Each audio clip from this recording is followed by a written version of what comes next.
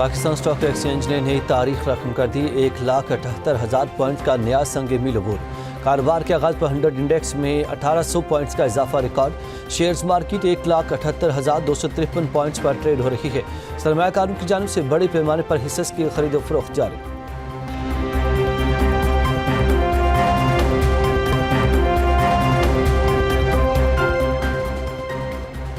ایران میں مہنگائی کے خلاف احتجاج پر پرتشدد مظاہروں میں بدل گیا، جبکہ سیکورٹی فورسز اور مظاہرین میں جھڑپیں۔ مختلف شہروں میں 6 شہری جان سے ہاتھ دھو بیٹھے۔ ایرانی حکام کے مطابق پولیس نے ہنگامہ آرائی میں ملوث 30 افراد کو گرفتار کر لیا۔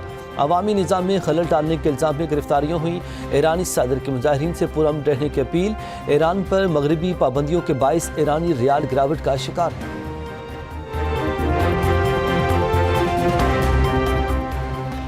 گیمبیا میں یورپ جانے والے تارکین وطن کی کشتی الٹ گئی۔ 7 افراد ڈوب کر ہلاک ہو گئے۔ کشتی گیمبیا کے ساحل کے قریب الٹی اور 200 کے قریب افراد سوار تھے۔ 7 ہلاکتوں کی تصدیق، لاشیں نکال لی گئیں۔ درجنوں تارکین وطن لاپتہ۔ گیمبیا بحریہ کا تلاش کے لیے سرچ آپریشن جاری۔ ریسکیو کیے گئے 96 افراد میں سے زیادہ تر شدید زخمی ہیں۔